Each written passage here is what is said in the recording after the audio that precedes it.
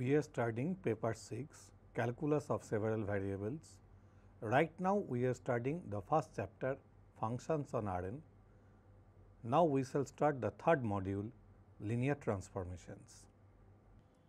From this module we shall come to know what do we mean by linear transformations, basic properties of linear transformations, and finally how can we treat the derivative of a real valued function of a single real variable as a linear transformation.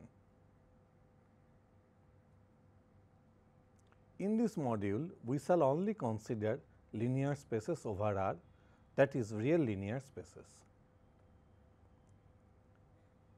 We have already come to know what do we mean by linear spaces.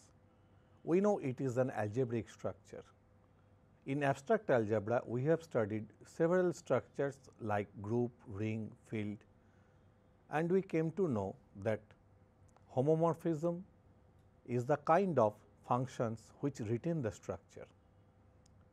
It is natural to inquire which type of functions defined on linear spaces retain or preserve that particular linear structure. Such functions are called linear transformations. Now we are giving the formal definition. Let U and V be two real linear spaces. A map T from U to V will be called a linear transformation if and only if for every x and y in U we have T operating over x plus y will give me T of x plus T of y, that is T is additive. Next, for all x in U and for all alpha in R, we must have T operating on alpha x must be equal with alpha times T x, that is T must be homogeneous. Now, if in the relation T of alpha x equal to alpha T x, we put alpha equal to 0, then alpha x is the 0 vector in U, and whatever be by T x, alpha times T x, that is 0 times T x is the 0 vector in V. So, we have T theta equal to theta, that means a linear transformation carries the 0 vector to the 0 vector. Next, we put alpha equal to minus 1. Then we can easily find T of minus x equals with minus of T x. That means a linear transformation carries negative of a vector to the negative of its image. We should be very careful here as we use the same notation for addition, scalar multiplication and 0 vector for both the linear spaces U and V. Now, we cite some examples of linear transformations. We consider a map T from U to V. Obviously, U and V are real linear spaces. We define T x equal to theta for all x in U, where theta denote the 0 vector of V. We can easily check that T is a linear transformation. We call this the 0 transformation from U to V. Let U be any linear space over R and alpha is any real constant. We define a map T from U to U by T x equals with alpha x. It defines a linear transformation on U. Such maps are called scaling by the factor alpha. If we put alpha equal to 0, we have the 0 transformation T from U to U.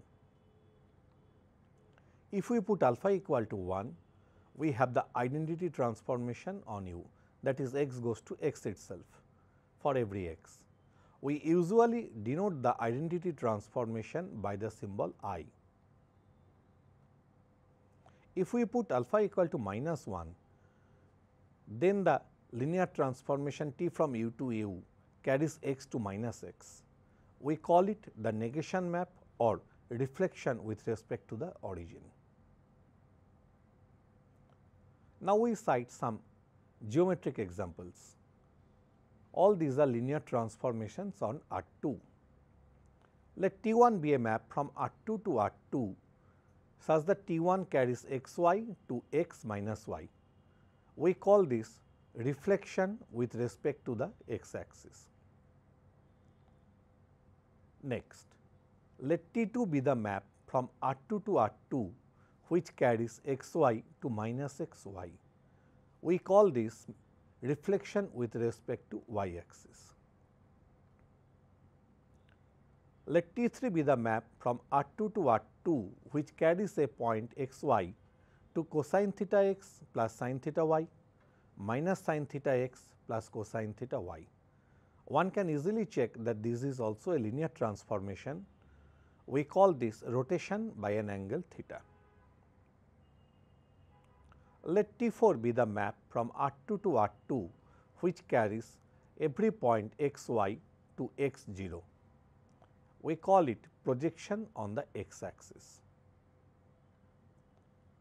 Let T5 be the map from R2 to R2 which carries xy to 0y. This is another linear transformation. We call it projection on the y axis. Let T6 be another map from R2 to R2 which carries xy to minus x minus y. We have studied this earlier. So, this is reflection with respect to the origin. Now, we explain why do we prefer the term linear transformation. The motivation is purely geometric. Let U be a linear space and we take two arbitrary vectors u and v from U, but they must be distinct. If we consider the collection of all vectors which are of the form T u plus 1 minus t times v, where t comes from the closed interval 0 1, we call it the line segment from u to v. Let T from u to v be a linear transformation whether V is another real vector space. We inquire what is the image of the line segment LUV under the transformation T. So, this is the collection of the images of the vectors of type Tu plus 1 minus t times V under the T, which equals with the collection of the images T of Tu plus 1 minus TV. So, finally, we have it is the collection of all vectors of the type T times Tu plus 1 minus t times TV, where the scalar T comes from 0 to 1. Now, two cases come up for consideration. Let us look at the picture. If Tu equal to TV, then this line segment denotes the singleton set Tu. In case Tu and TV are different vectors in V, then it gives us the line segment joining Tu and TV. Thus, a linear transformation is a map which sends line segments in domain space to line segments of the codomain space or a single point. This gives the motivation for the nomenclature linear transformation. Now, a natural question is how to determine a linear transformation. We shall show that a linear transformation can be completely determined by knowing its action on a basis of the domain space. Now, let U and V be two linear spaces and U is finite dimensional. Let U1, E2 up to En be a basis of U. Let us select n many arbitrary vectors from V, V1, V2, Vn, not necessarily distinct. Now, if we select any vector u in U, then we can uniquely express it as the linear combination A1 E1 plus A2 E2 up to An En. We define a map T from U to V by setting Tu equal to A1 V1 plus A2 V2 up to An Vn. Now, it is a routine affair to verify that first of all T is a linear transformation from U to V. Secondly, T E1 equal to V1, T E2 equal to V2 and so on, and above all such a linear transformation T is also unique. Thus, we observe that a linear transformation can be completely known by knowing its action on a basis. So, in order to define a linear transformation, we define its images on a basis of the domain space and then extend it linearly to the entire domain space.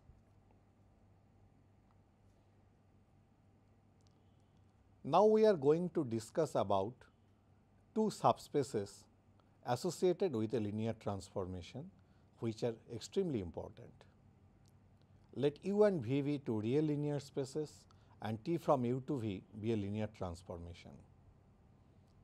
By the kernel of T, we mean the collection of all vectors in the domain space U who are carried to the null vector of V by the linear transformation T. That is, the kernel of T is defined by collection of all vectors U in U such that Tu equal to the 0 vector of V. By the range of T or image of T, we mean the collection of all vectors of V which have a pre-image in the domain space U under T. That is, range of T or image of T is the collection of all vectors Tu where U is from U. We recall that a linear transformation T carries null vector to the null vector. That means, here T carries the 0 vector of U to the 0 vector of V. This implies that kernel T is non-empty as well as range of T is non-empty. One can easily check that kernel T is a subspace of U and image T is a subspace of V. We denote them by the symbols ker T and im T respectively. The dimension of the kernel is called the nullity of T and the dimension of the image is called the rank of T. Earlier we discussed some known geometric linear transformations on R2. We look at them once again. Whenever we consider reflection with respect to any of the coordinate axes, 0 vector is the only vector which is carried to the 0 vector. So, for them the kernel is the singleton set containing the 0 vector and the range is entire R2. If we consider reflection with respect to the origin, then for it also kernel is the singleton set containing 0 vector and range is entire R2. Similar thing happens whenever we consider a rotation with respect to an angle theta. If we consider projection on any of the axes, say if we consider projection on the x axis, then all the points on the y axis are mapped on the origin, that is the 0 vector. So, the kernel is the y axis, here we can find the range is the x axis. Similar thing happens for the projection on the y axis.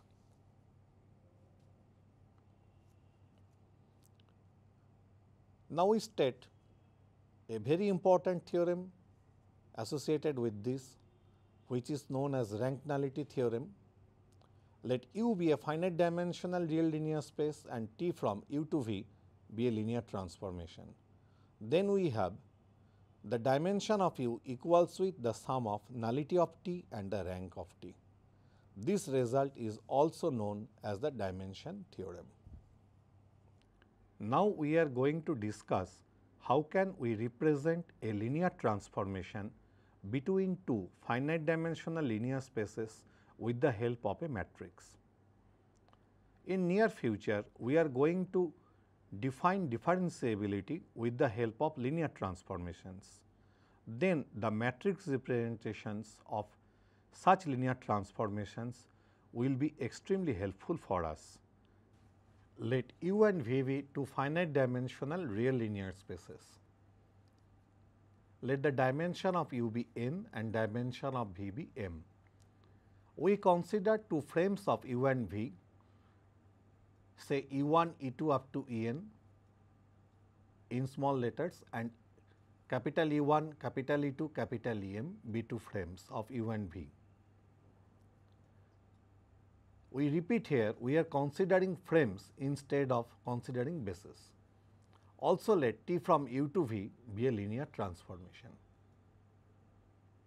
Now, TE1, TE2 T, E, N all are members of V, and hence they can be uniquely expressed as a linear combination of E1, E2, Em. Let T E I equal to A I1 E1 plus A I2 E2 plus up to A I M Em for any I.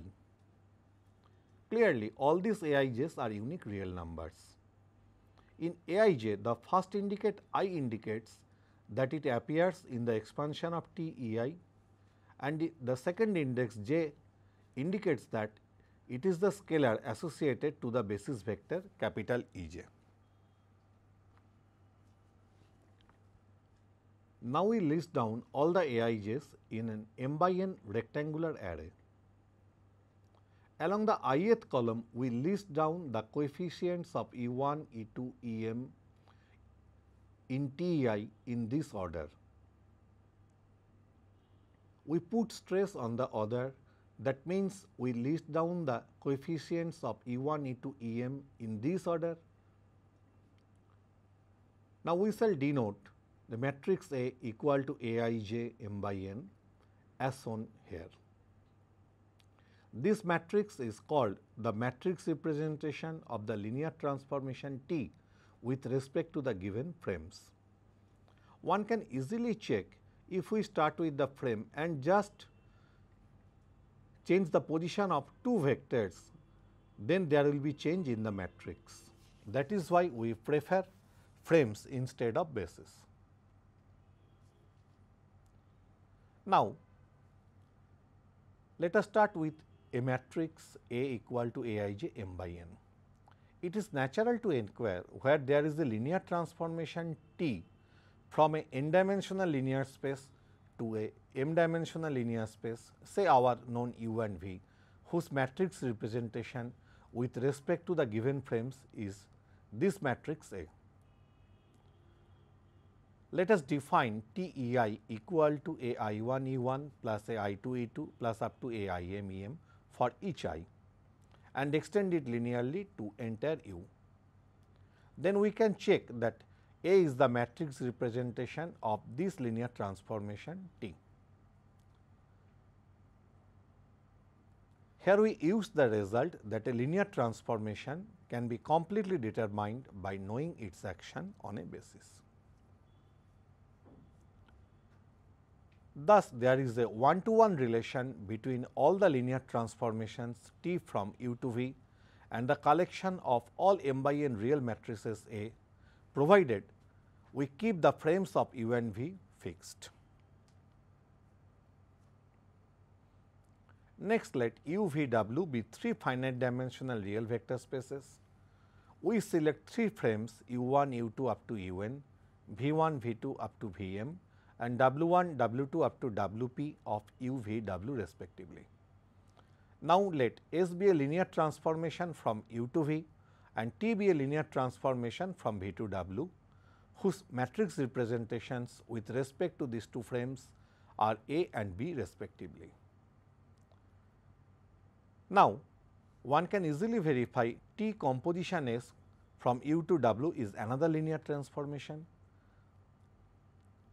We have to notice that its matrix representation with respect to the same frames is B A. So, whenever we are studying composition of two linear transformations, their matrix representation becomes extremely helpful. Now, we are entering into the final part of this module. Why we are giving so much importance on linear transformation? We are going to show that derivatives can be shown as linear transformations. First, we notice that for any real constant C, T from R to R, which carries every x to C x is a linear transformation. Now, let I be an interval, F is a map from I to R and A is an interior point of I. We say that f is differentiable at the point A if and only if the limit of f of a plus h minus f a by h as h approaches 0 exists finitely. In case the limit exists, we denote the limiting value by f dash a and call it the derivative of f at the point a. Now, we describe the above condition in detail. This means corresponding to each positive epsilon, there exists a delta depending on this epsilon and positive, such that whenever mod h less than delta, the difference between this difference quotient and f dash a must be less than epsilon. We can refresh it that modulus of f of a plus h minus f a minus h of f dash a should be less than epsilon times mod h. That means, we can rewrite whenever mod h is less than delta, we can express the increment f of a plus h minus f a as h times f dash a plus epsilon dash times mod h. Epsilon dash may be positive or negative, but minus epsilon and epsilon are its bounds. This indicates for sufficiently small h, f of a plus h is sufficiently close to f a plus h times f dash a. That means, h of f dash a is very close to f of a plus h minus f a, which is the increment in the dependent variable. We notice that t from R to R defined by T x equal to f dash a times x for every x in R is a linear transformation. Moreover, f of a plus h f dash a can be considered as a linear approximation of f of a plus h. As the term f a plus h f dash a is linear in the variable h. Now, there arises a question: if a function f is differentiable at an interior point of its domain, say a, can we find a linear transformation t from R to R such that f of a plus h minus f a minus t h is sufficiently close to 0 for sufficiently small h, and conversely? That is the problem. If we consider in particular t from R to R as the 0 map, which carries all real numbers to 0, then such condition is satisfied by any function f which is continuous at the point a, even it may not be differentiable. We advise to check this with the function f x equal to modulus of x minus a.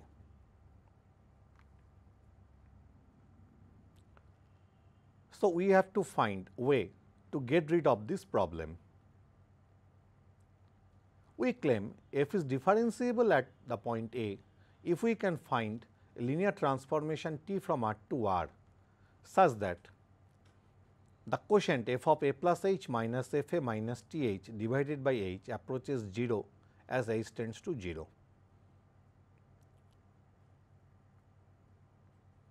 That is, we are replacing the phrase f of a plus h minus f a minus t h approaches 0 as h approaches 0 by the condition f of a plus h minus f a minus t h approaches 0 faster than h as h tends to 0. Obviously, here the linear transformation is given by t h equal to f dash a times h for every real h.